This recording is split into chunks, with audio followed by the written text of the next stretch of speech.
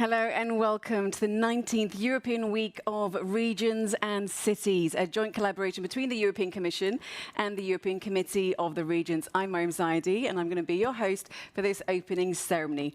First of all, a big thank you to everyone who is, of course, joining us online. We appreciate you being with us more than you can understand, especially in these rather strange COVID times when we can't all fully be together. But saying that, we do also have a COVID-safe studio audience made up of members of the Committee of the Regions and journalists. So a big welcome to all of you in the studio. Over the next 1.5 hours, we're going to be talking about how EU regional policy can really change and shape European citizens' lives. And of course, we are the biggest annual flagship event dedicated to EU cohesion policy, so why not? Joining me to host this special event, though, are Betty and Alejandro. Hi, Mariam. Hi, Alejandro. Very happy to be here on site and online today. There are more than 1,600 people from all over Europe following us live, be it on the events platform, via web streaming, or on Facebook and Twitter.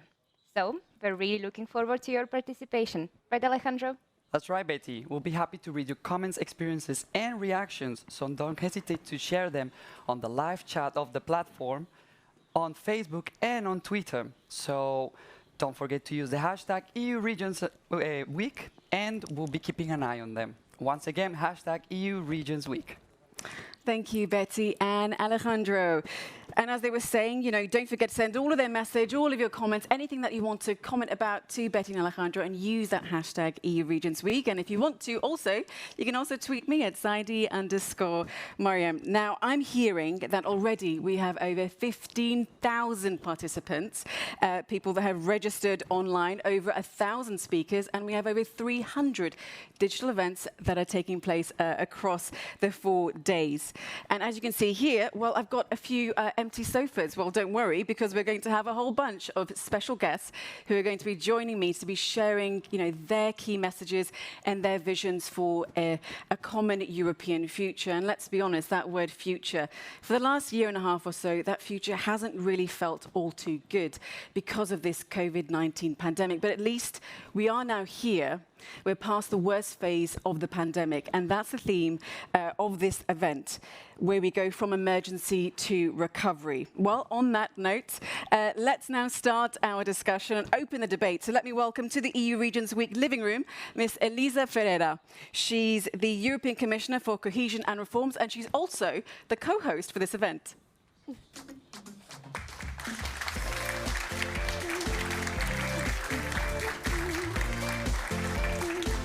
Welcome, welcome, welcome. Should we... Perfect. Take a seat, please. Thank you.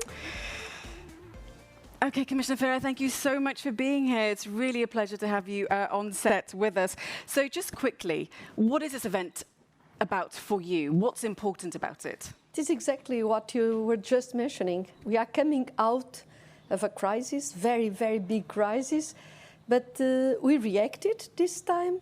There was emergency support. So the impact was lower than what we feared. And now the question is how to move in this transition period from emergency into sustainable growth with all these questions of being more climate friendly, being more digital, more innovative, but at the same time being more cohesive. And that's our challenge. But we have got instruments to do it. So let's work together and let's deliver. Yeah, so it's definitely a challenge, but also it's an opportunity, as you say. It is a big opportunity. Exactly. Okay, well, Ms. Ferreira, Commissioner Ferreira isn't alone on this set. Let me now also welcome to the EU Regions living room, Apostolis Tsikostas, the President of the European Committee of the Regions and also a fellow co-host.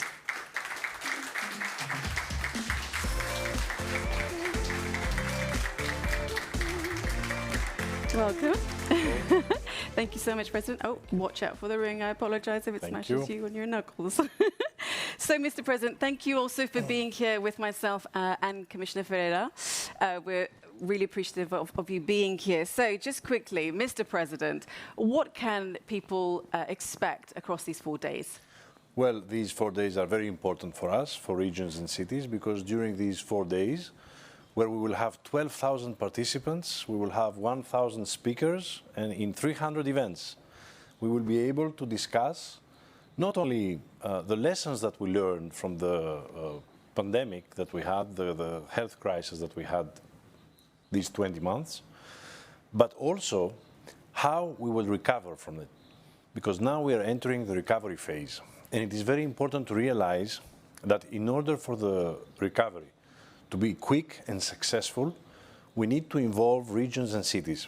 Because regions and cities know exactly what the problems of every region and cities are and how to allocate these unprecedented recovery plans to the specific needs of the citizens. So that's exactly what we need to discuss. And in these thematic topics, we will discuss the pandemic, the health issues, we will discuss the Green Deal, the digitalization, and many, many other aspects that affect the 400 million citizens of Europe through its 300 regions and 90,000 municipalities. Perfect. Well, it's going to be a fantastic discussion across the 4 days, of course. And of course, you're going to hear a lot more from both Commissioner Ferreira and President Tzitzikostas throughout this program. But time now to, of course, kick off our first session. And the theme is Cohesion Policy from Emergency to Recovery.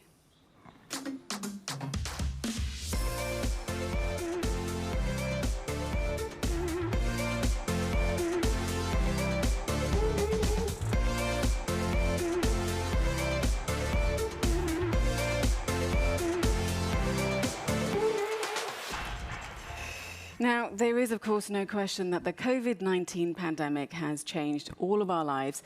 In some ways, well, terrible, and in some ways, it's offered opportunity for us to change. The first session is really about understanding now the impact that this crisis has had on European regions and cities. Are there common challenges that perhaps have common solutions? Can structural funds perhaps re-energize and reform and refocus the way in which we are all living?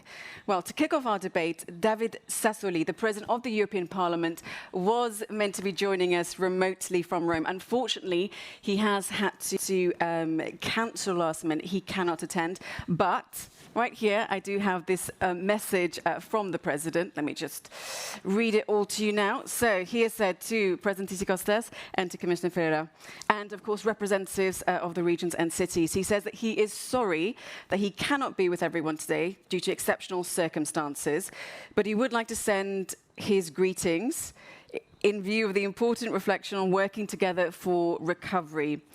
He carries on and says that cities and regions are already in the front line of daily assistance to citizens and businesses.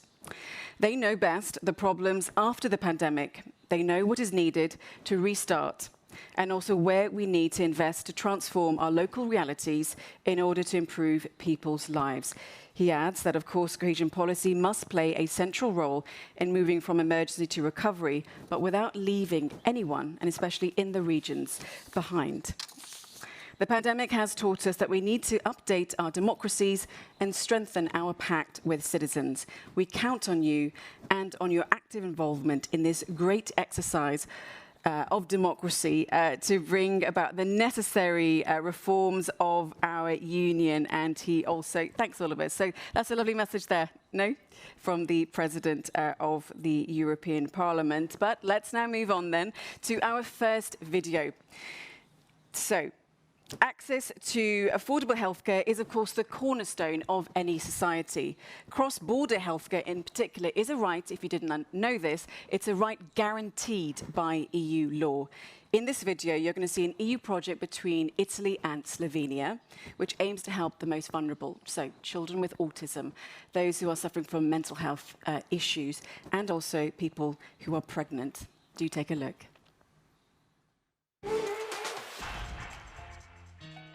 Without cross-border cooperation, citizens wouldn't be able to access a broader spectrum of healthcare services.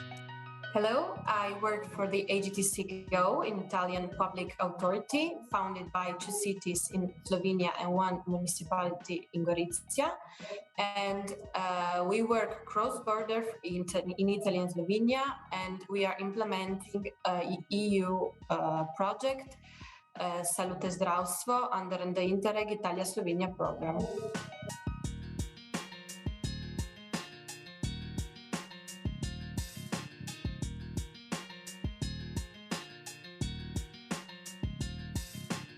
the Salute Zdravstvo project targets the most vulnerable citizens of our region, starting from small children with autism spectrum disorder, young people with mental health problems who need to be taken care of individually in the approach based on the whole experience from social education, employment and accommodation.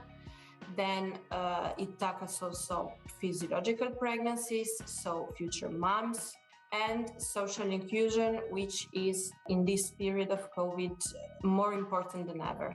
To make it simple, if you are a pregnant woman living in Gorizia, you can participate in gymnastic course, gymnastics in water with your baby in Slovenia or in Italy, depending on where the activity is held. So you can go cross-border to enjoy these services.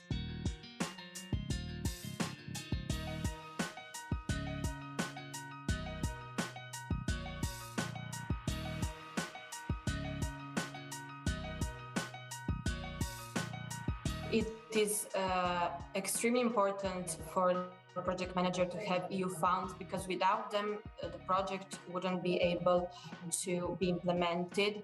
In our case, with the Salute Zdravstvo project, the EU funds made possible pilot actions, and this pilot action gave the possibility to test the activities, see the response of the citizens and the implementing body themselves, seeing how effective these activities are, then choose to carry out the activities themselves and continue these activities. So the EU funding have a long-term impact.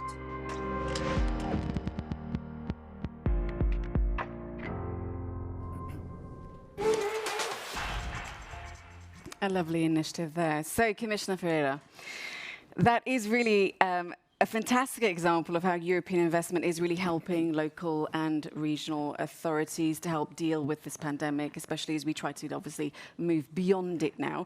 But what are really the instruments for boosting a longer-term recovery? Well, this is exactly what we are talking about. Together we are stronger. And there is a line of cohesion funding that is exactly directed to this, cross-border support, because sometimes the equipment you are looking for is just the other side of a border that is politically, but that, socially and environmentally, you don't recognize it.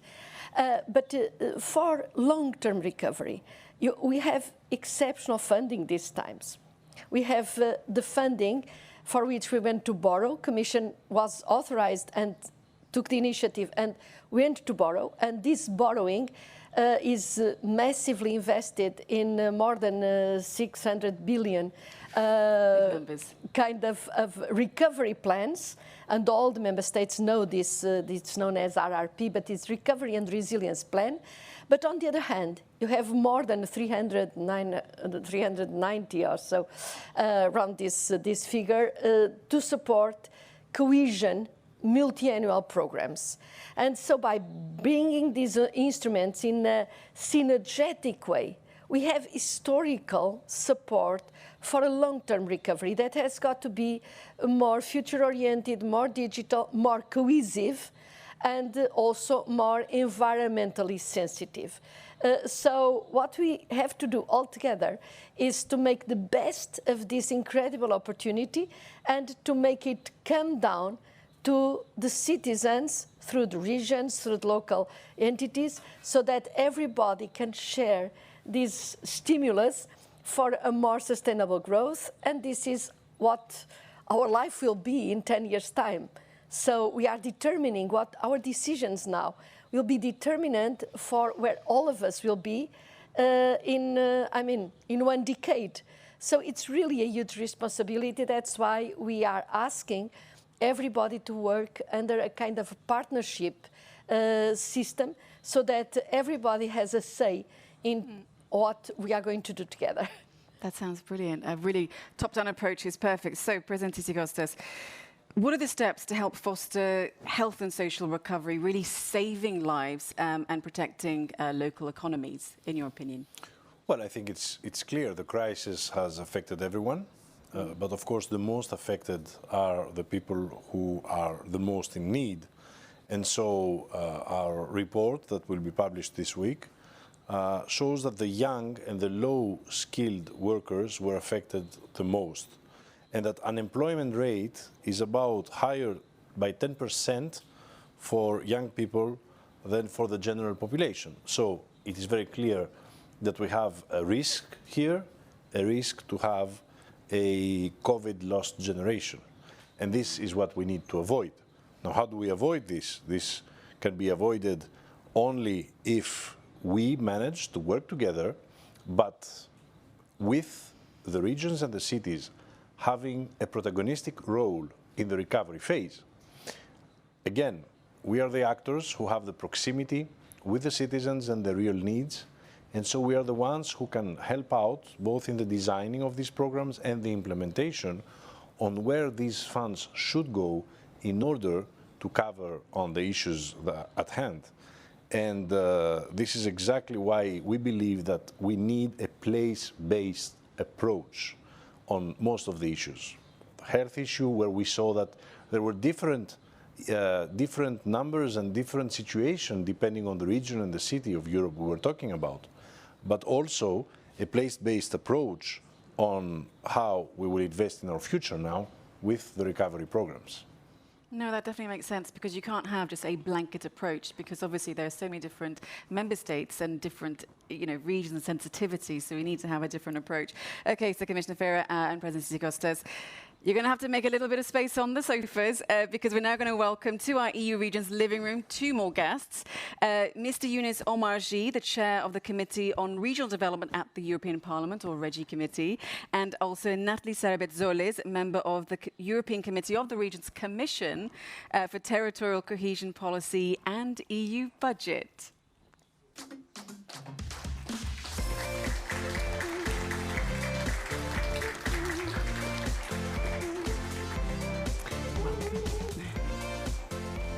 Welcome. Oh, there we go. Okay, settled. Perfect. Okay, thank you both so much for joining us on the sofa. Joining all of us on the sofa. So, Ms. Sarabet-Zolis, coming to you first. Can you tell us how cohesion policy helped Europe respond to the pandemic? And what are the main challenges for both local and regional authorities today? Well, as a local elected representative, like many others, we saw the pandemic hit our territory and the people had turned to us, and we had to find solutions and answers very quickly. And we had to enter into partnership, we had to find the means and resources very quickly. And the cohesion funds were very useful. In my region, we managed to buy masks to give the healthcare workers. And in many territories, we also had to recruit more care staff. So it allowed us to make progress there. And I think what we need to do now is think, how can we use the cohesion policies to overcome inequalities that existed already, inequalities that have been aggravated, new vulnerabilities, new inequalities, not only between people, but also between regions. I mean, that's what the cohesion policy is all about. So many initiatives have seen the light of day, and over this period of the pandemic, we've seen new facilities, and our objective is to continue. We have to be more inventive, more creative, act more speedily. Many initiatives have already been taken. In fact, we've shared them on the platform of the Committee of the Regions. Everyone has had to share their experience, which has allowed us to make progress, because the issue of inequalities is absolutely fundamental for all local authorities. If you're going to work on a local level, you have to react speedily, you have to talk about cohesion and welfare, whether we're talking about housing policies, transport policies. It's not incompatible with sustainability, of course, but we've had different experiences across Europe. In Budapest, for example, they've invested in free transport for the young. Many initiatives have come to the fore. So it's not just about cohesion policies. It seems to me we need to think about overall policies, taxation, mobility, not just cohesion, because we need to work together, all the municipalities, to make sure that we can do what we need to for our local municipalities. Or at least should strive for. Thank you, Ms. Servetsolis.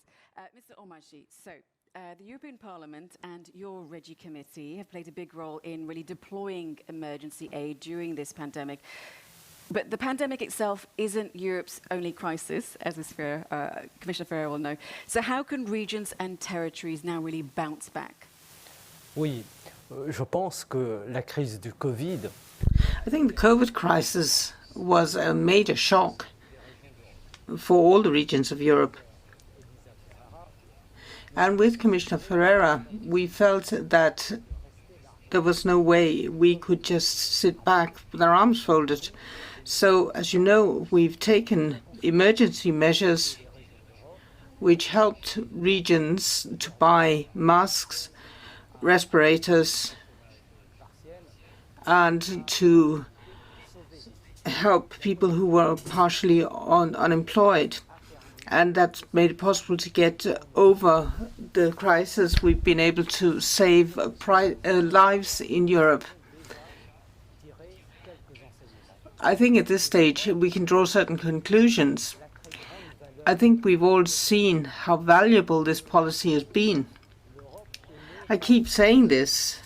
Europe was born out of solidarity, and at a time of crisis, we saw that Europe could die for lack of solidarity, and that only the cohesion policy could save us.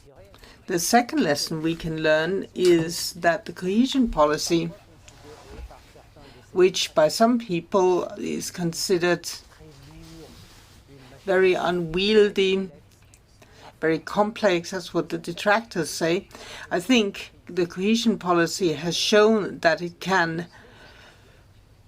react to a crisis. And when a crisis happens, the first policy that is affected is the cohesion crisis. That was what happened with the COVID crisis. It was also what happened in the context of Brexit, because we adopted the Brexit Adjustment Fund, and we now have the obligation to keep a weather eye on the medium and long term. The long-term objective is, of course, to get the recovery underground. It's REACT-EU is, of course, the way we've done this. And I think it's very important because it shows the flexibility of the cohesion policy. We've come out of all the intellectual rigidity, and we've been able to show a lot of flexibility, and we've been able to give the regions regulations which are very flexible. And as Commissioner Ferreira said, we have the challenge of the transition, which is almost upon us. And we've got the climate transition coming up as well. So in the new regulations for 21-27, the ones that we have negotiated, we've taken on this responsibility because the cohesion policy is the first pillar of the Green New Deal in Europe. We have decided that 30% of funds will be earmarked for those objectives.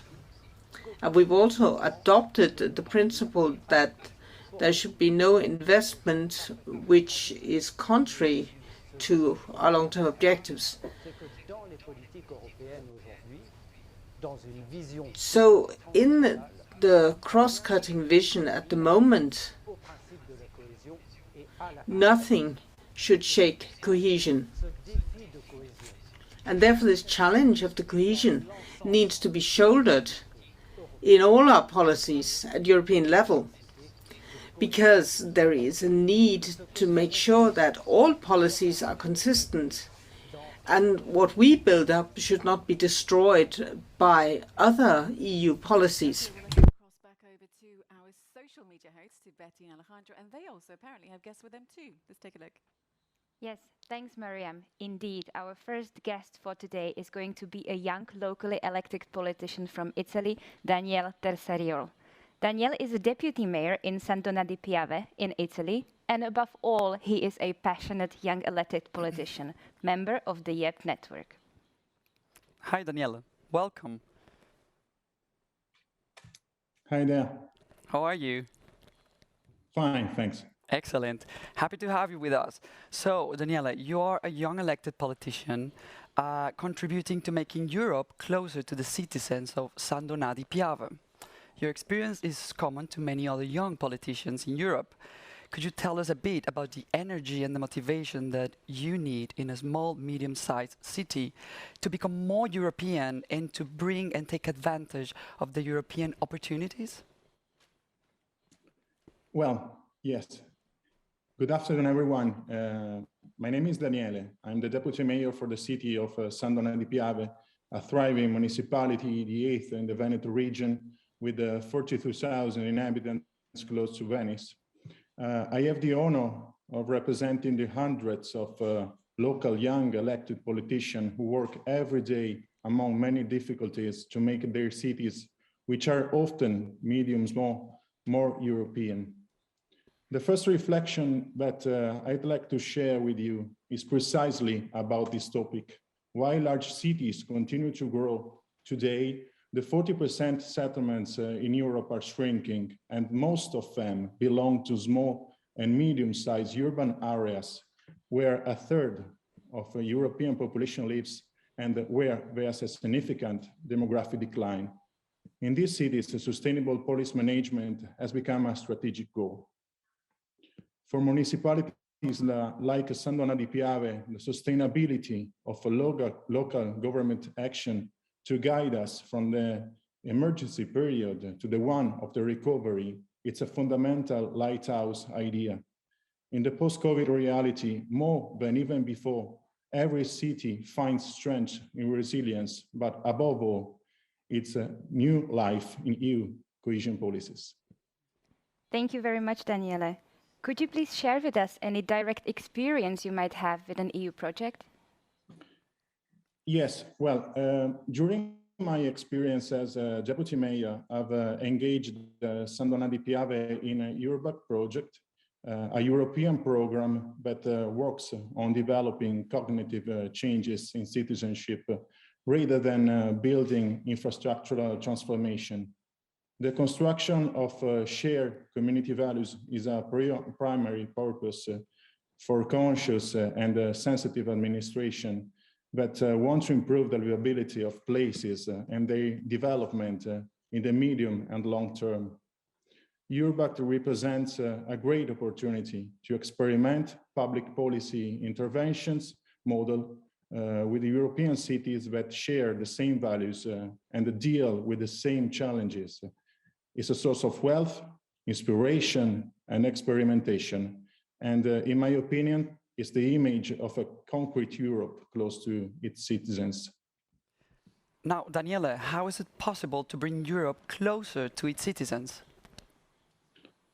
Well, I have a further consideration. Today, it can be difficult not as create value for a local administration as to make it recognizable and share with both citizens and stakeholders. As inspired by the right to the city of the urban agenda, creating trust among people to change the collective perception of historical and urban centers is a political and cultural operation that a participatory process can help to relaunch. This is the massive challenge that I try to carry out every day, focusing on what I usually call human regeneration. I also strongly believe that sometimes it's easier to focus attention on this issue in small towns where social cohesion is stronger and the action of a local government can be more incisive. At the same time, there are many difficulties that hinder European action in the small and medium-sized municipality of Europe.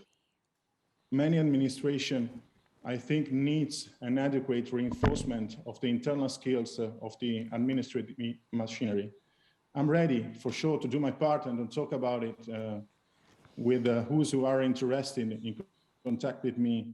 But at the same time, I have a question for you. Can we, as mayor of smaller towns, have a better opportunity and role to play compared to the past in the new programming phase? Well, thank you for listening and enjoy this afternoon. Thank you very much, Daniele. Mariam, back to you and the guests. Thank you, Betsy and Alejandro. Now, Ms. Salvatores, I'm going to come to you. Let's pick up on what we just heard there. So can small towns really expect to have this bigger role, perhaps, in the new programming phase compared to, for example, the past? Yes, I will try and respond to this question directly. It depends on the regions, it depends on the territory. But of course, it is in everyone's interest to strive towards this. We already know in local authorities, and we've seen it even more during the current health crisis, there's an awful lot of expertise in our local areas. And we need to consult them, we need to associate them in local governance, in partnerships. And if we don't do that, we lose out on their expertise. So it is important that we should strive to this. Globalization is a good thing. If I look at my territory, my département, we in fact have been working on insertion policies under the European Social Fund. It doesn't matter where we are in Paris, but we all work together. And in fact, we had proposed to our local government that we should work together, joint work between the different regions and the towns responsible for employment to create services for our citizens using our expertise. And I think that's the sort of thing we need to do to build up. Everyone should be involved. It's in the interest of everyone. Now, the public services can make certain proposals to our citizens. It'll bring them closer to what the European Union is doing, but also it'll help us stamp out inequalities, to phase out inequalities. But our main action should be to stop inequalities being created in the first place. So we need to consult the various local authorities, involve them in partnerships, and we've seen that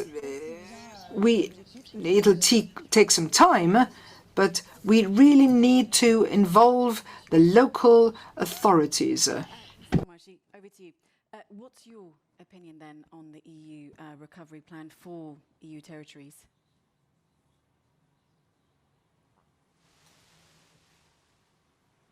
Ce sont des fonds extrêmement importants.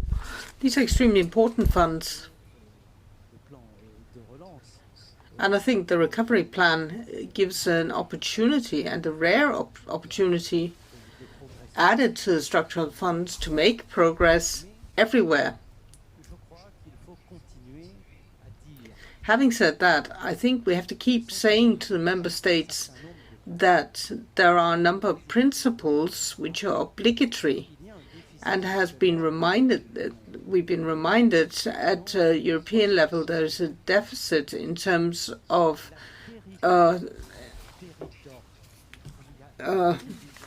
territorial approach to recovery.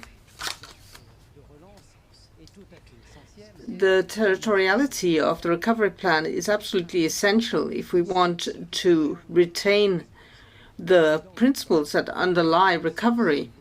And in the recovery plan, you have a significant share which is linked to subsidies and loans, and states shouldn't lose sight of that. And the other thing that we need to keep in mind is that the recovery plan when it comes to subsidies, I think 390 million is almost completely corresponds almost entirely to the cohesion funding. So this is an opportunity, but there's also a significant risk that you destabilize the principles and the rules of cohesion. Because what we want to stop is to have these breaks in terms of territory. And if you've got so-and-so millions which are not focused on that objective and will simply lead to increased gulfs between different areas, then we've got a bigger problem tomorrow. So the Commission, the Parliament, the Committee of the Regions need to work together to correct that wherever it may occur. But what I want to say is that the European Parliament will be very attentive to the monitoring and the follow-up and the implementation of all these funds. We've shouldered our responsibilities as co-legislators in terms of defining all these regulations. But the work of the Parliament is not finished, because the Parliament also has responsibility for monitoring the implementation. And all the different committees are determined to do that. So when it comes to the recovery plan, it seems to me that it can be a huge opportunity. But if we're not careful, it could also upset a number of the objectives that we're wedded to. So to sum up, what I'm trying to say is that the structural funds really made it possible to construct Europe. And at this time of crisis, which strikes the whole of Europe, we've seen the value of the cohesion policies and the structural funds, which will make it possible to reconstruct Europe. This is our historical responsibility. When we started this term in office, we didn't think that we would be overtaken by history, but this is a historical moment for the European Union and for the regional policy. Thank you. Right, well, it's now time for our next video, and we're going over to Bratislava, where we met the President of Bratislava and member of the European Committee of the Regions. In this video, you're going to find out how EU cohesion funds have really supported structural challenges. Take a look. The pandemic is with us and will be with us. My task as a politician is to give people perspective and give people a positive future. Thank you for the opportunity to be able to answer the questions. I represent Bratislava metropolitan region, and it's a region that I was born in, I'm very proud of, and I'm working for.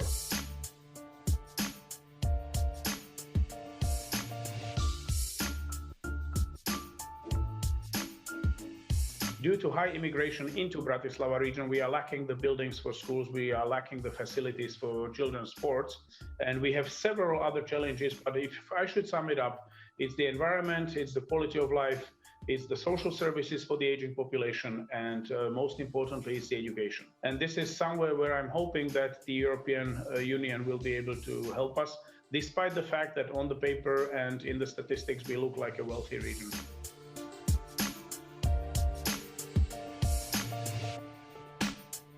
People actually discovered that their relationship with the nature, and many people at the time of the greatest despair found a way to go back to the forest, spend time in the nature.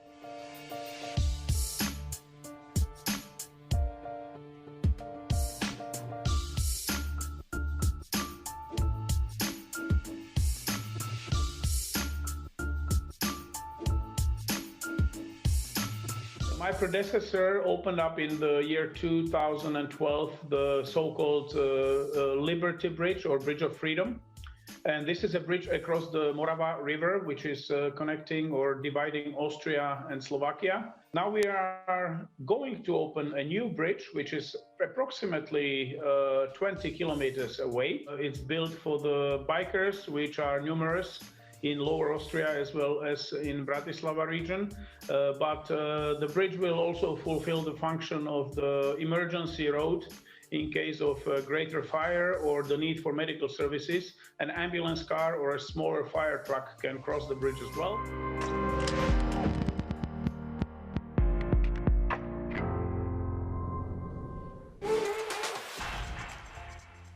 Another great video there. Well, now it's time to go back to our social media experts, to Betty and Alejandro, guys. Thank you, Mariam.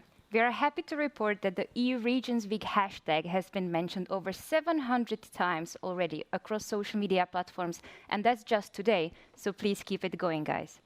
And speaking of hashtags and cohesion, have you ever heard of the Cohesion Alliance? I've heard something, but perhaps we could tell more about it. In 2017, the European Committee of the Regions, together with leading associations of European regions and cities, launched the alliance, and strong cohesion and cross-border cooperations are among its goals. So, if this topic is close to your heart, it is yet another hashtag to keep following and trending. That's right. So once again, don't forget to go in the live chat of the event platform on Facebook and on Twitter. Back to you, Mariam. Thank you, Betty and Alejandro. And of course, don't forget to use that hashtag because they are waiting for all of your tweets. Okay, so President Tzitzikostas, lots of facts and figures there, which on cohesion policy, and since you, of course, are the President of the European Committee of the Regions, it's time for you to break all of this down for us. So what is really the importance of cohesion policy? How has it really made a difference to people's lives in cities and perhaps in villages, especially since this pandemic? Well, cohesion policy funds are of key importance for Europe.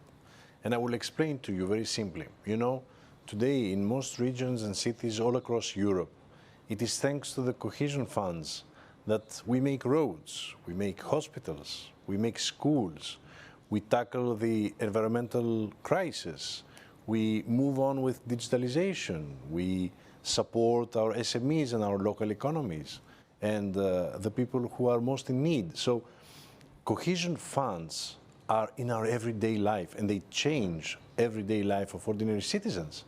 So you know that aside from all of that, the cohesion funds were used during the pandemic and during this crisis also because we were able to reallocate this money and support our hospitals, hire some more nurses, doctors, medical equipment, and this thanks to the Commission and thanks to Commissioner Ferreira, who was very quick in responding to this emergency, and we managed to use these cohesion funds in order to tackle the pandemic. But you know, cohesion is not only about money.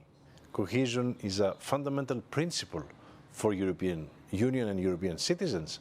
For example, the vaccination process that is undergoing now is a great example of cohesion. Of how Europe does not allow regions, poorer regions, to stay behind. But we all move forward together in tackling this pandemic.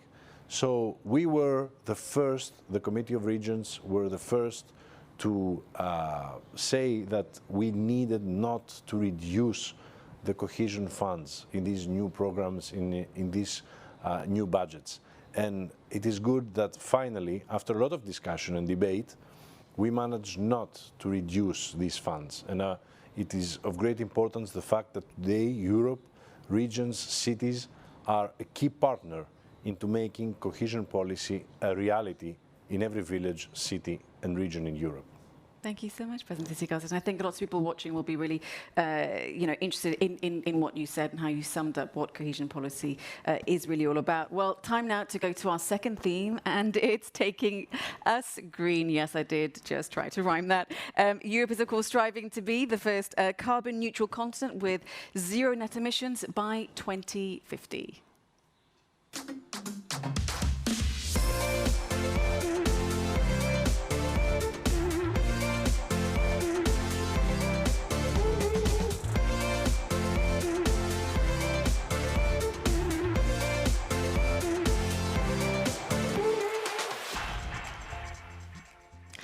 EU regions need to take control of their own digitalisation and sustainability, so says Jeannette Ballieu.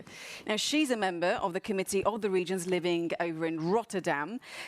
Get ready to find out how cities and regions have really invested during this pandemic to increase sustainability using, of course, European structural funds. And here's something for you. Do you want to know what selective plastic extraction is? Commissioner, do you know? You probably might not just know. Well, watch this video. European regions need to take ownership on the digital and green transition and the cross-border clusters to recover from the pandemic. I'm very pleased to be here, although it's digital, but at this opening week for the European Week of Regions and Cities. And I'm looking forward to fruitful discussions, fruitful meetings. And I'm very pleased that I can say something about industry policy and especially one of the projects, Obotech.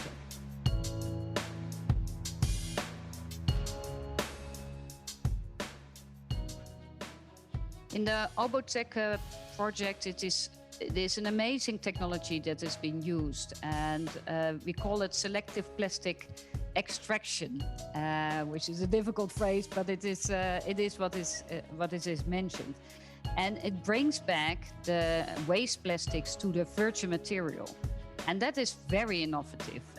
We reuse plastics.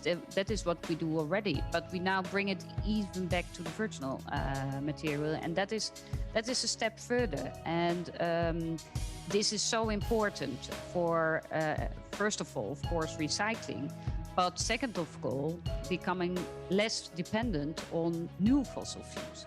So if we can bring it back to the virgin material, this is an important step for us.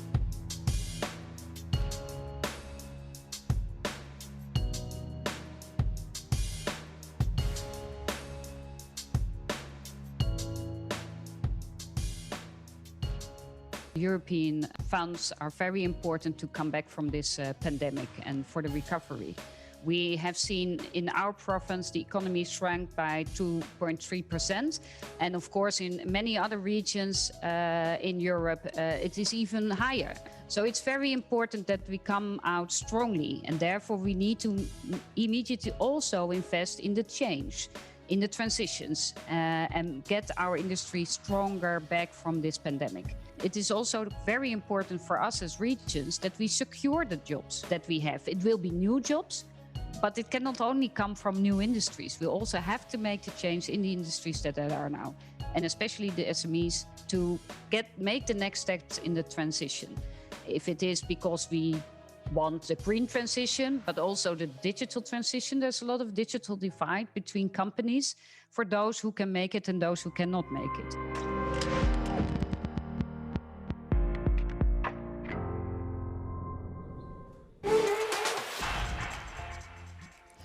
So reduce, reuse, recycle, these are, you could say, the general principles or the ethos behind a circular economy. Now, Commissioner Ferreira, how is European cohesion policy really contributing to, you could say, the sustainable transition? Well, in fact, when we are talking about recovery, we are trying to stimulate a coming back better. And one of the elements that we cannot ignore, but on the opposite has got to be at the center of our new agenda, is climate, environment. We just saw it.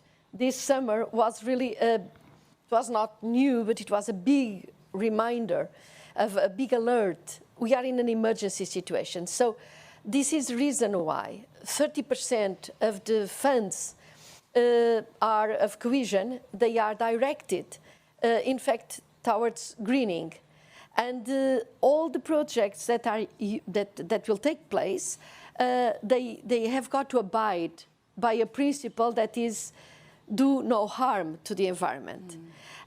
On the other hand, I would combine it with another do no harm to cohesion. And so probably these two elements are at the core, have got to be at the core of our agenda, because sustainability also requires that you retain people and activities and employment and jobs for young people in other places apart from the big towns, because in fact, big towns are suffering from congestion already, and we are suffering all over Europe of a massive brain drain, because when there is a crisis, imbalances increase, poverty increases. And so if we don't want to have a fragmented society and a fragmented economy, we have got to be very attentive to these aspects. My last comment relates to the support that we are, in fact, organizing, and all these initiatives. People were kind to refer to the Commission. Commission took the initiative, but we had to count on a very active support from the European Parliament, from the governments, from the Committee of Regions, from the Economic and Social Committee. So there was a movement, and we cannot stop this movement. And we have got to keep our vision correct. For this, we have got all this support to build back better. We have launched an interesting initiative, it's Bauhaus. The Bauhaus project is something that is bringing in a lot of young people, build back beautiful, build back in a sustainable manner and in a solidarity manner, in a manner that can be shared by everybody. But very specific funds, for its Just Transition Fund, is directed towards support to very specific regions where the transition is particularly difficult and can trigger a lot of social and regional instability. And so to minimize this transition, to the impact on the economy and on the society of this transition, particularly on jobs, we have specific funding for this. So yes, let's build back better, but for this, let's work together on a vision, a common vision that is not just a general vision, but that is narrowed down to the level of having development strategies for the regions, for groups of municipalities, so that we use the funds in the best possible way in order to rebalance socially and territorially our growth. With quality growth requires a more balanced growth. And this is one of the lessons that we can take from our past experience. Lovely, and I'm glad that you said build back beautiful. That's a lovely, lovely phrase there. And so the European Green Deal is, of course, if you haven't heard about it, you really should know what it is. It's really been hailed as, you could say, the lifeline that's going to get us all out of this COVID-19 pandemic. So in that vein, how are local and regional authorities contributing to the green transition and, of course, this sustainable recovery? Well, taking a look at this project from the French city of Grenoble. Grenoble is also Europe's 2022 green capital. It is important that citizens understand that life tomorrow will be different and should also be better. Hello, my name is Klaus Harpfast. I'm a city councillor from Grenoble. I'm very happy to be with you via video from Grenoble. And of course, we here in Grenoble, as a city in the heart of the French Alps, are very pleased to be a front runner in the green transition. And I very much hope also that we will be able very shortly in the future to discuss directly and not only via video how together to make the green transition even faster and even more efficient.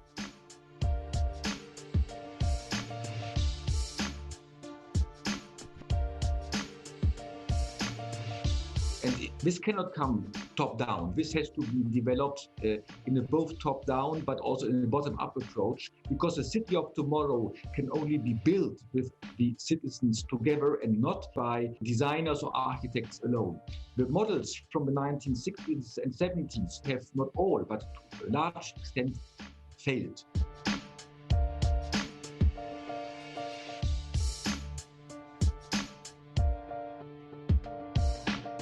As climate change became reality, it was obvious that Grenoble was among the front runners to adapt to climate change. To adapt to climate change, but also to initiate actions to reduce its CO2 emissions.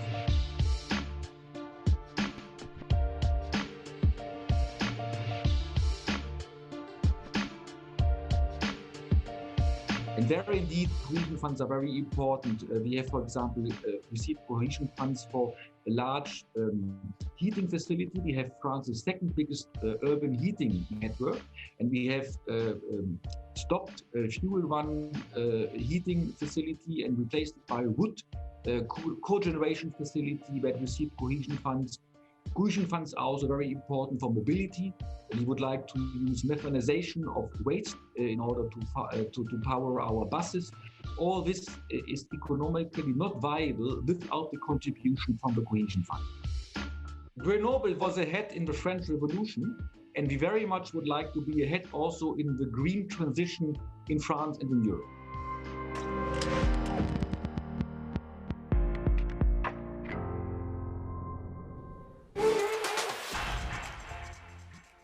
Okay, so over a period of 10 years, Grenoble reduced its overall greenhouse gas emissions by a staggering 25%. That's pretty impressive. Well, let's now go over to our audience, where we have Mr. Gablewicz, a member of the European Committee of the Regions and president of West Pomerania in Poland, who is standing by, I hear. Now, you want to talk about Grenoble, and you've said that it's given you food for thought, I hear. I think that what we've shown in Grenoble was not only interesting but very inspiring and very ambitious. And I fully agree that if we want to be successful in this green revolution, we have to be efficient at all levels. This European, who support us with the funds, this national, with the good, sometimes a legal solution, for example, but we have to take our citizens on board, and it is crucial for me. Okay, and so a second follow-up question, perhaps, Mr. Gablewicz. Grenoble couldn't have made this transition, the sustainable transition, of course, without EU cohesion funds. So how are EU cohesion funds being used in the green to help speed up, especially the green transition in West Pomerania? You know, these ambitious goals in the Green Deal are not only extremely important for West Pomerania region, but it is completely in line of our vision of development of our region. We are a relatively big region in Poland, 23,000 of square hectares, 35% covered by beautiful forest, 180 kilometers of a beautiful seashore, a lot of lakes, a lot of rivers, and we have to protect it for our kids. So, of course, in our strategy adopted in 2019, we put the green growth in the central place. I have to admit that a lot of work was done in my region. In my region, we are producing more than 20% of Polish green energy. It covers more than 70% of our consumption. We implemented more than 1,500 environmental programs in my region recently, starting from big the programs in the public transport, for example, in the capital city, but ending with a very small wastewater treatment plants in the small villages. I think that if we want to be successful, we have to go farther. Right now, we have huge challenges in our cities. In Poland, for example, connected with the air quality. We have to replace a lot of very old, maybe old type heat resources based on coal to clean up our air. We have to green our cities if we want to have green lungs in our cities, and I think that our citizens fully deserve that. And I think that we have to make our cities even more blue, just to good water management. We should collect rainwater and use it to green our cities. So we have a lot of infrastructural challenges. But on the other hand, I think that it is crucial to remember about this social dimension of the problem. So if we want to be successful finally, we have to do all our actions not for the people, but with the people. Yes. So we have to have youngsters on board as well as seniors on board. We have to have citizens of a cities on board, and the citizens in the countryside as well. And I think that it is our common challenge, common responsibility, and common task for the next generations. Okay, well, thank you so much for that. Let's now go over to the Irish coastal town of Dún Laoghaire, where Committee of the Regions member Una Power, who's also a county councillor, tells us about their Summer Streets programme. That's basically kicking out the gas guzzlers from city centres. Take a look. A post-pandemic recovery must be one that is healthy, green, and focused on local peoples and communities. I'm so excited to talk to you about our Summer Streets programme in Dún Laoghaire Rathdown County Council in Dublin in Ireland. I think it's a very important way of framing the discussion on how we can have a green recovery for our regions and cities in a post-pandemic world.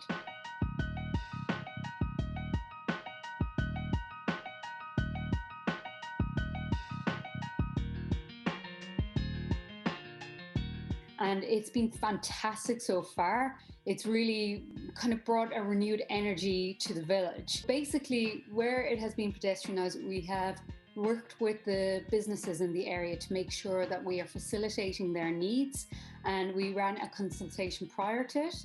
Over the course of it being pedestrianised, we are collecting data in terms of footfall to shops.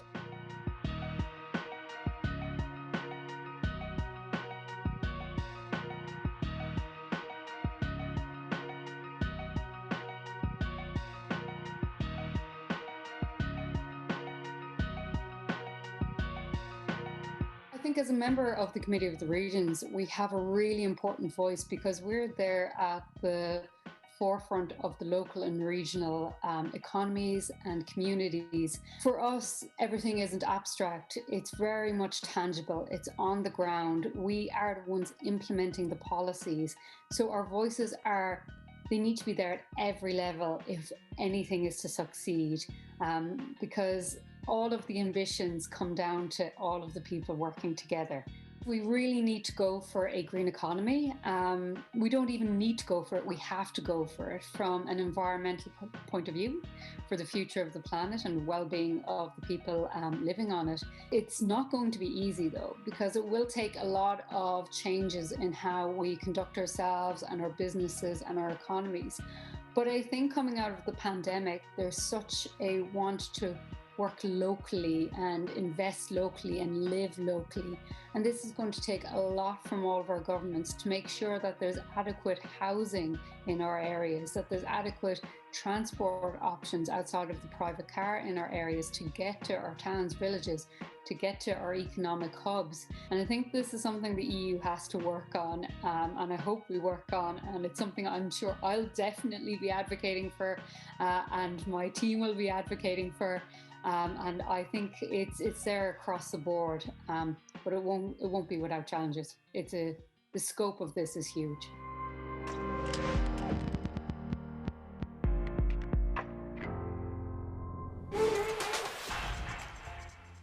So pedestrianisation really helping to help local businesses thrive there, which is always a great approach. Well, it's time now to launch our third and final discussion.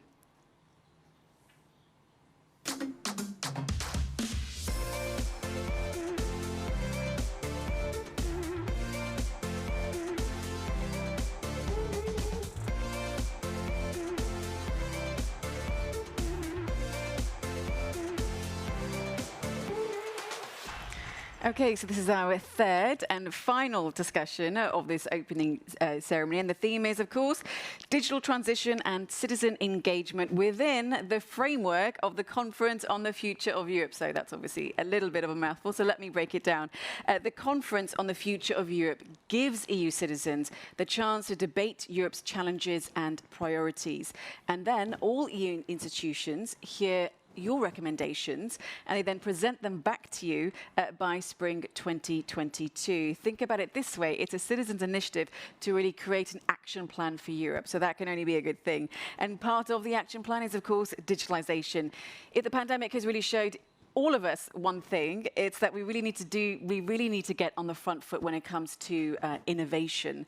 Well, over now to Helsinki in Finland, where a large part of their recovery plan is based on digital solutions with citizen participation. Take a look. I feel that we will fail in digitalization if we do not utilize the data in our citizens' terms. I want to thank you to be able to participate in the opening session of European Week of Regions and Cities. And I'm very happy to tell how the city can improve their services and help citizens under COVID-19 and use the digitalization more and more.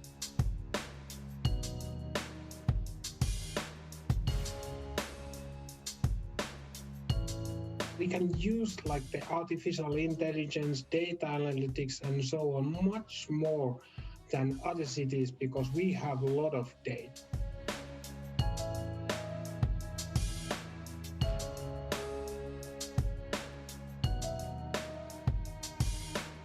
The COVID-19 has accelerated the digitalization of city very, very fast. We have to find very, very quick solutions, how we are collecting data, how we are using. And now we have new cases that challenge the thinking. So it has very much changed the thinking and the speed of digitalization. We need very quick data-driven decision-making. We need to utilize the data more, but also at the same time when we are talking about COVID-19, we have to share the data for businesses and utilization of also external resources.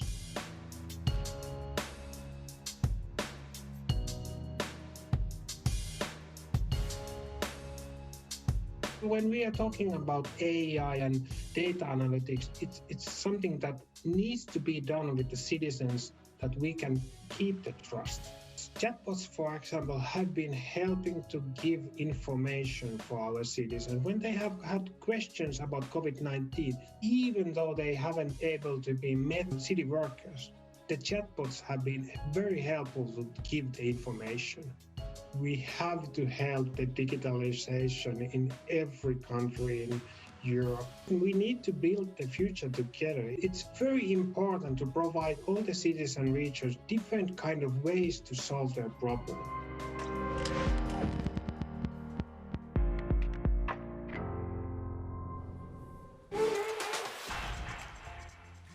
So we saw there chatbots really helping people during the pandemic, and that's such a simple thing. You know, during this pandemic, of course, everyone needed someone to talk to because we were so isolated. I mean, I can tell you my own personal story is that I suddenly made friends with all of my neighbours, obviously socially distanced, having all of these chats. How about for either of you? President Tsikosas, perhaps you could go first. Well, it was a difficult period. Yeah. I mean, there is no doubt about this. But on the other hand, you know, it was a period that we had the chance to see what the problems of our communications were so far and how, for example, the digital gap needs to close, because we saw during the pandemic that with the digital gap we had a problem between the rural and the urban areas. They had totally different ways of working, because, you know, during this pandemic we had the opportunity to exchange ideas. I had, as governor of Central Macedonia and my city Thessaloniki, I had the opportunity to discuss with the citizens through the social media, through the internet, and basically come to decide on policies that affected the citizens, but with their involvement, not without. So yes, indeed, it was difficult because interpersonal relations were cut off, but we were able to communicate and to find solutions. This was not the case with many regions and cities across Europe, where the digital divide is bigger and where internet is not existent in the percentages that exists in other regions.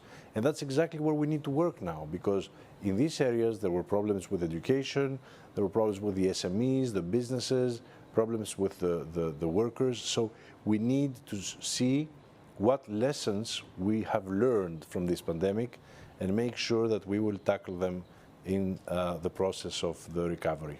Lovely. Well, definitely, you know, this pandemic was a new way of living. Have you gotten used to using Teams and all of these other virtual ways of communicating and speaking online to friends and colleagues? Well, it is true, but we were working extremely hard throughout, because everything that we are now talking about, legislation had to be changed. Communication had got to reach the member states, the regions, so we were working extremely hard. One lesson is that, in fact, we were traveling too much before, because we managed to do a lot of things without polluting so much, without having so many emissions. But on the other hand, we missed each other.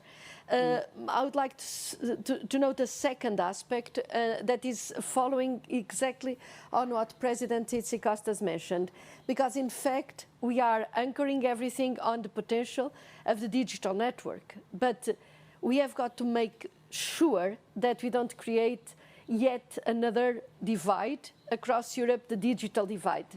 Because as we are anchoring public services in the digital framework, as we are betting on digital capacities, we have got to make sure that we don't leave people and territories behind because they don't have the infrastructure or because they don't have the capabilities. So digital as well as innovation and things come together, and we saw some examples in the last videos coming in particular from developed regions of Europe, in which you have the capacity, and this is what funds should be doing for the most developed areas, even in countries that still have to catch up, like Slovakia, and you are showing Bratislava.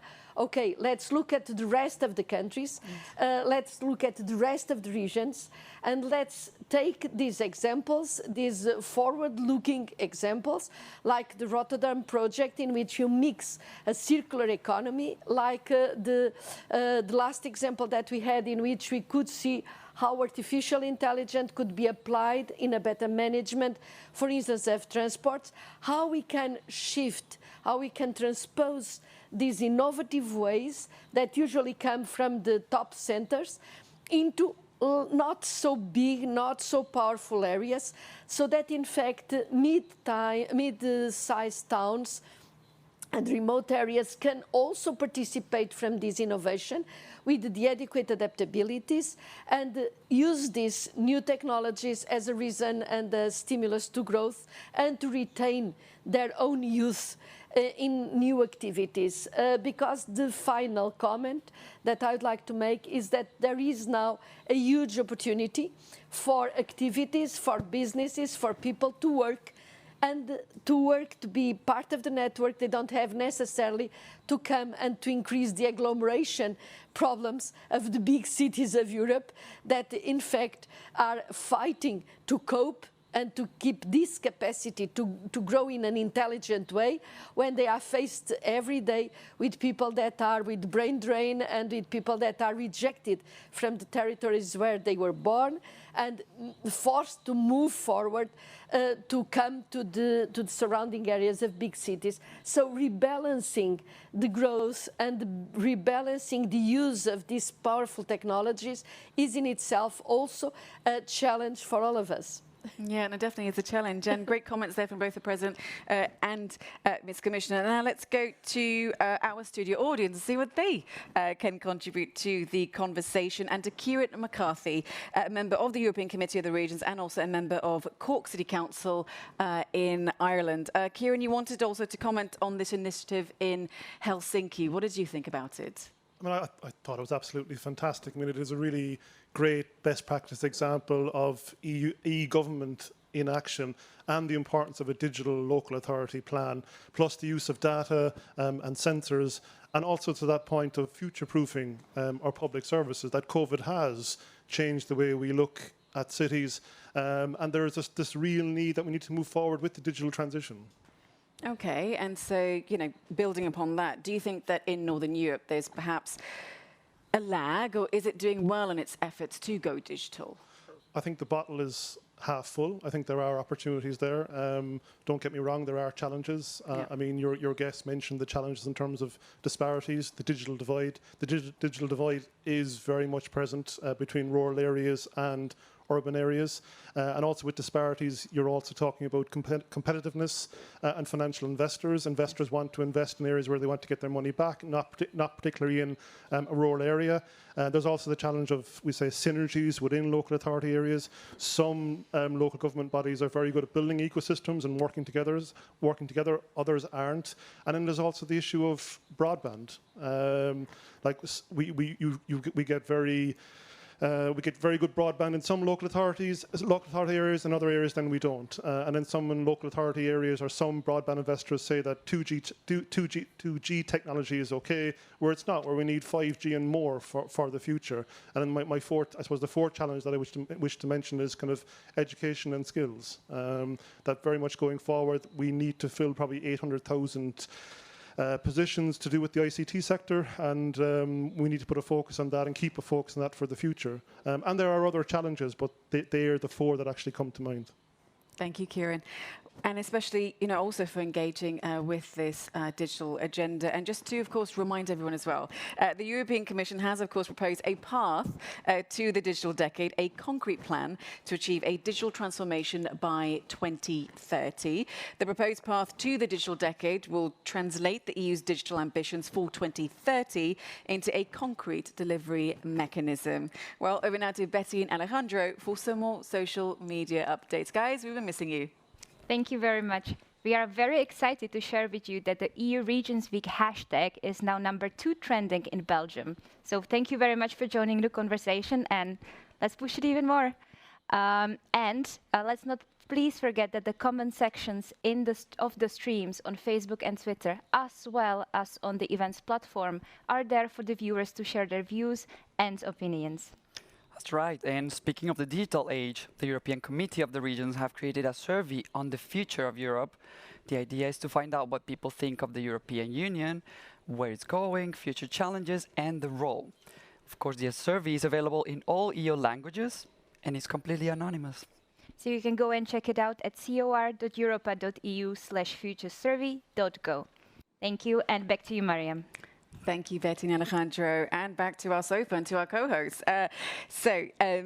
We've been talking about the conference on the future of Europe, this action plan for Europe, which is, of course, made up of the ideas and initiatives and contributions by EU citizens themselves. And since it was launched, to date, there are 115,000 participants. So thank you, of course, for taking part in that.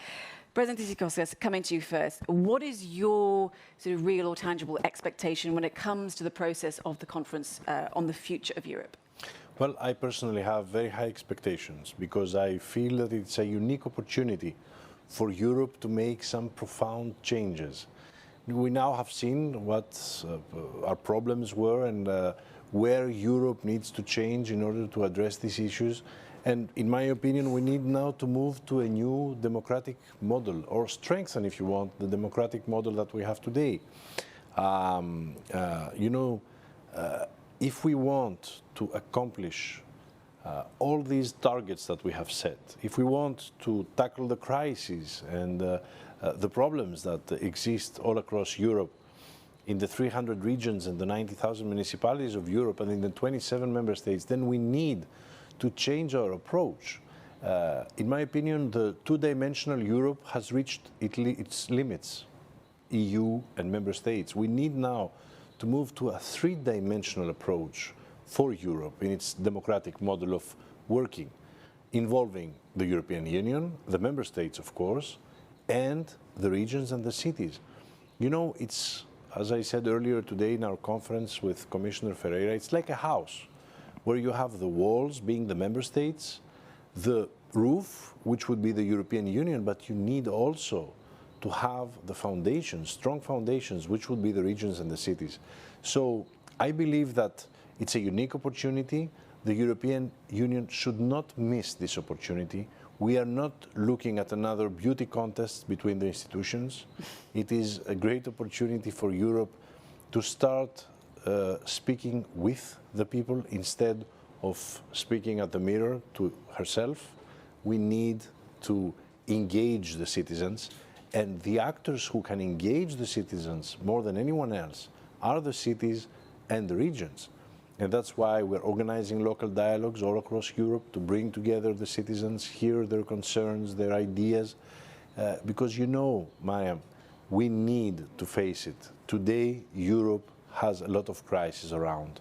And if we want to strengthen our house, our common house, it's not with less Europe, it's with more Europe, but with more democratic Europe where all citizens will not feel left out of the decision-making process.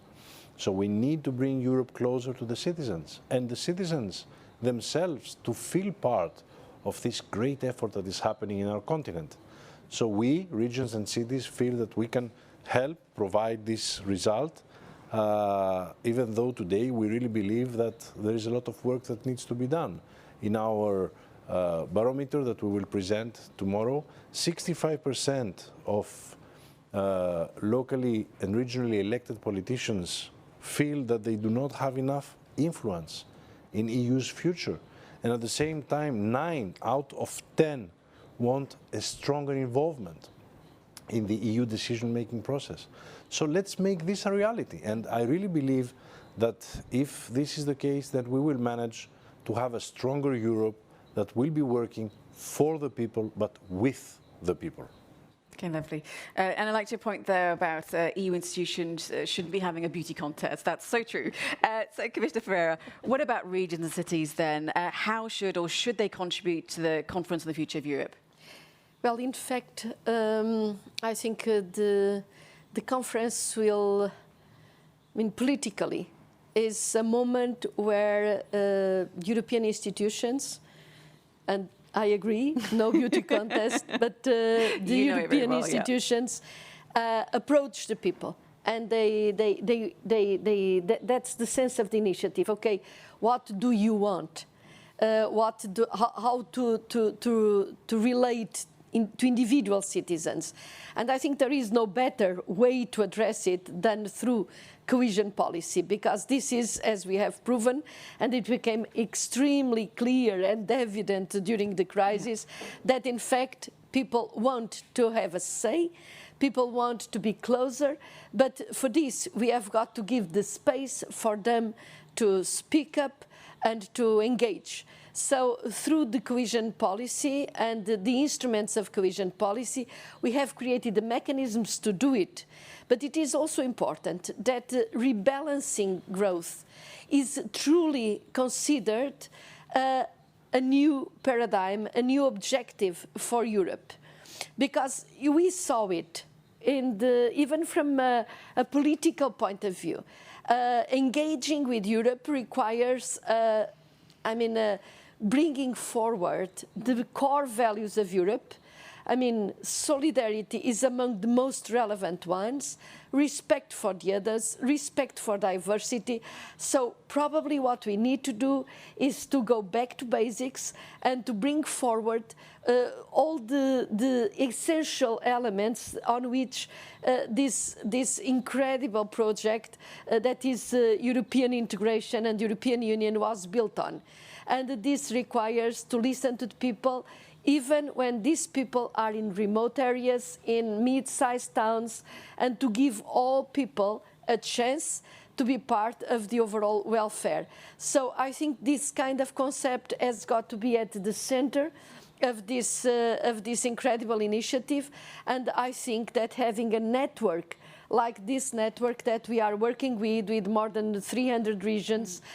Some are richer, some are poorer, and adapting the policies to the characteristics of each of them, and bearing in mind that cohesion policy exists to support basically those that cannot help themselves, That doesn't mean excluding the most dynamic ones, but it's asking more from support when support is given to a more dynamic area, and making a kind of a network that brings everybody together in a much more balanced and much more sustainable, by definition, future, with also our new priorities at the center. And this is being digital, being environmental, being green, and being cohesive regionally and socially.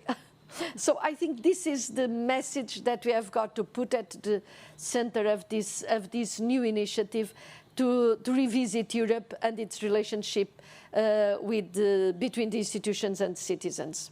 Lovely. So great comments there from both the President and Commissioner, telling all of you to get involved, of course, with this process. But let me now hand over back to Betty and Alejandro, who are going to tell us more about the European Youth Forum and the European Youth Event. Guys?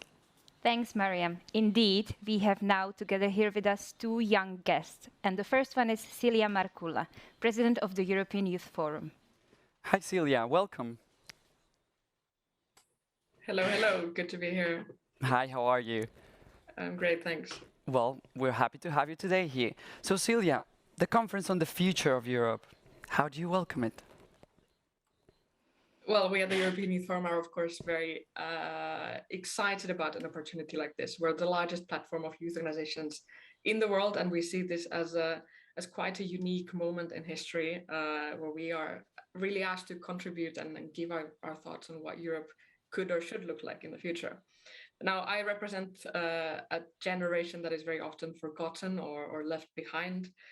Sometimes even pointed fingers at, like we saw with the pandemic, where we were basically seen as the scapegoats to be blamed for all of this, so seen as culprits rather than the ones who really were disproportionately hit by the pandemic and the ones contributing in solving it. So I hope this time with the conference, we won't be let down and remain unheard. We, of course, need some really tangible outcomes and commitment from the institutions to commit to those outcomes to improve the lives of my generation.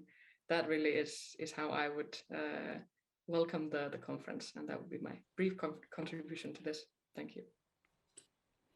Thank you. And could you tell us, in your view, what does a successful conference look like for the European Youth Forum and for the young generation?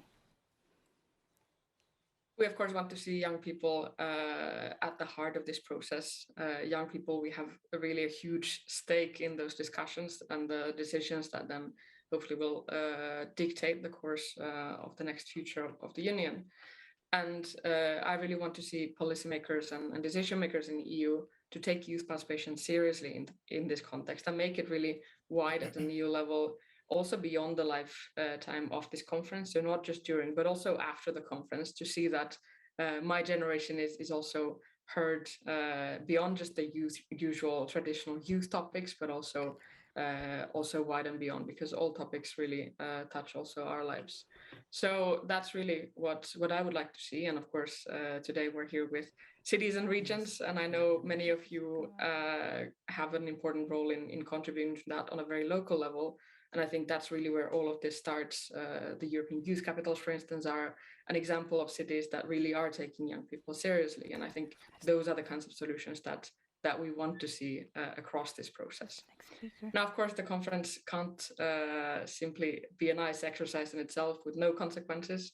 As I mentioned earlier, we would like to see a binding mechanism that ensures that the institutions actually follow up on the ideas that come from the process as an outcome. We as the Youth Forum would like to see some solutions when it comes to education, young people's transition from education to employment, social systems that don't discriminate against young people simply because they're young or because of their age or life situation, like they do right now. We'd like to ensure that young people can contribute in our societies more so than we can right now, for instance, by lowering the voting age to 16. We really want to be heard in our societies, just like everybody else. So instead of becoming this lost generation that we threat becoming, I think this is an opportunity for us to hopefully put more emphasis on youth rights, because without this focus on youth, we'll never really truly have a stronger, a lasting, connected European society. Well, thank you and have a great afternoon. So we're back to you, Mariam. Thank you, Alejandro and Betty. Maybe our guests have something to say on what they've just heard there. If we can, let's now go to our live studio audience, our COVID-safe studio audience, and to the first Vice President of the European Committee of the Regions, Vasco Alves Cordeiro. Mr. Cordeiro, you've heard what the young leaders had to say there. Are European leaders really ready to hear what young people have to say? Well, first of all, let me express how exciting it is to be here in this opening session of the European Week of Regions and Cities. And I think there is a very happy formula to link the youth event with the Conference on the Future of Europe, because that's what we're talking about. Not only about the procedure, to listen to citizens, to listen to young people, but also about substance. This link exists also from the substance point of view, because you are asking people, and youth has all the interest to be part of this process, what are the main politics that concerns to them and they think the European Union should address in the future. So this is of a quite relevance, but also I think this is a very important exercise of information, of people knowing that you don't only have a bright side. There is the need to make options. And to be part of the European Union is to be part of this project as a whole, not only from the good part, from the funds part. No, it's a question of commitment with this idea of solidarity, of building something that relates us all European. The Conference on the Future of Europe is about us. It's not about a Europe à la carte. It's about how we can strengthen, how we can fortify this project. But also this initiative, this endeavor of the Conference on the Future of Europe has some demands, has some risks, if you want to put it this way. This is a matter of trust. You cannot ask people, you cannot ask youth, come, say what you want for the future, and then when the conference ends, thank you for your participation, we're going to have business as usual. No, that would be damaging, not only for the trust that we are asking for, but also for the European institutions. But it is also a question of accountability. What the European institutions are prepared to do with the results of this consultation. So this is very exciting because it's a redefining moment about Europe and about the European Union. But it has, and it should be addressed as a complex process that demands from everyone, not only from the citizens, but also from their representatives at local and regional level, at national level, at European level, and the European institutions, a high degree of awareness of what is at stake in this process. But you know, I have faith that this is going to be a very successful process. Well, let's hope that it is. Okay, well, thousands, of course, of young people shared their ideas about the future of Europe, and we have this short video. Take a look.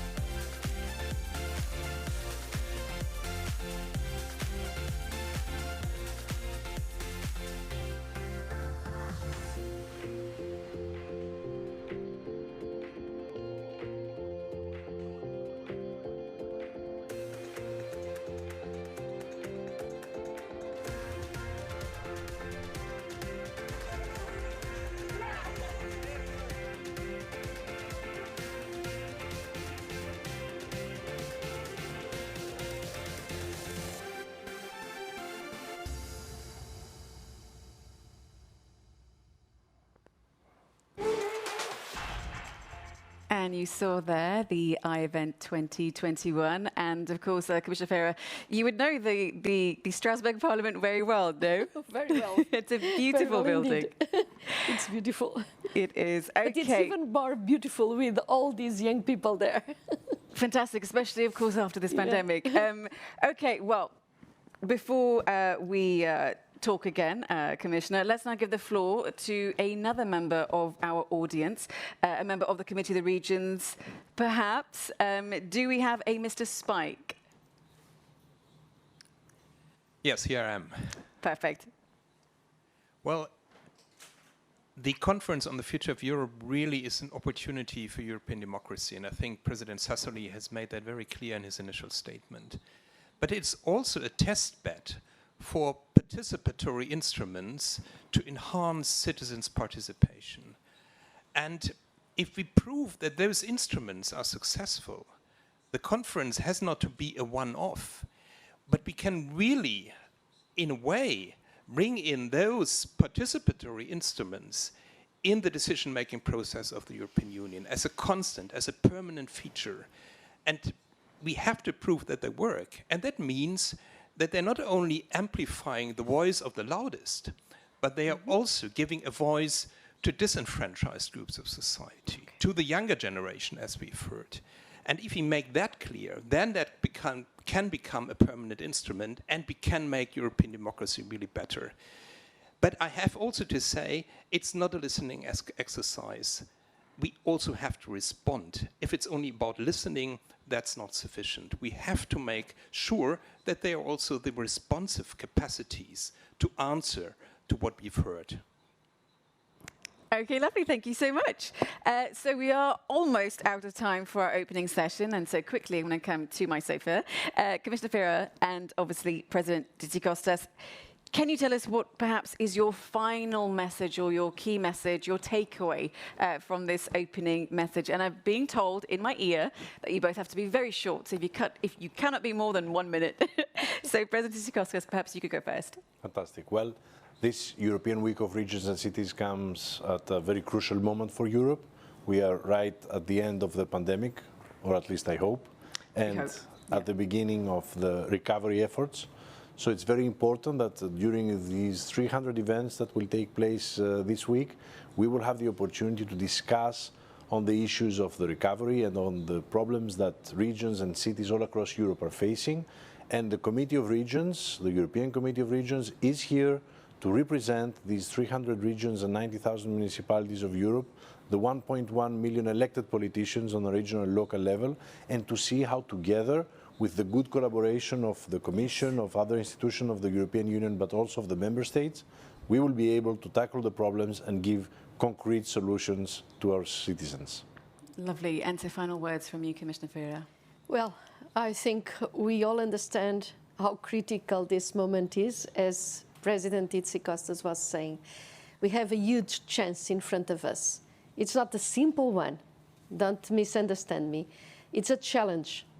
It's a challenge to do it in a climate and green friendly way, to do it in a more digital way.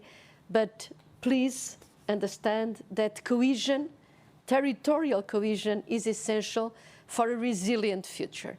And this means also to engage locally, to combine top-down with bottom-up approaches, to give a voice to citizens, and to give a special place to our youth. It's the reason why the Commission and the President of the Commission has announced that next year will be 2022 will be the year of the youth.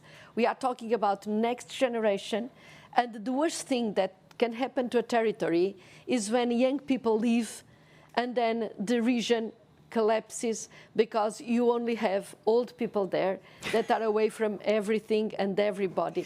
So brain drain, giving jobs, proper jobs to qualified young people is at the center of the agenda, but this also it cannot be territorially blind, so that rebalance our growth, because this is the way to make the future sustainable for all of us. And we are living the historical moment when we must together outline our future vision. and our vision for the future and make it work, because the instruments are available. So I think it's really very timely, and it's a privilege to be able to have such a network in which we can learn from each other and grow together. Thank you so much, Commissioner, and also thank you, Mr. President. It's been a real pleasure to have you both on set with us and to share all of these little sofas with you. Thank you also to Betty and Alejandro, who've done an awesome job on all of our socials. Thank you as well, and thank you for all those participations and everyone sharing their experiences, comments, and all the live event. It's next time. Exactly, till next time. And of course, to our studio audience, it's been a pleasure, of course, to have you all with us.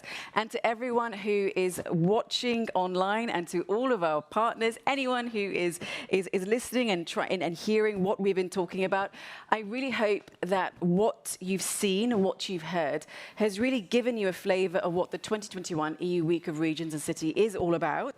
I'm Mariam Zaidi, and from myself and the rest of the team here, we wish you a very wonderful European Week of Regions and Cities 2021. Take care. Bye-bye.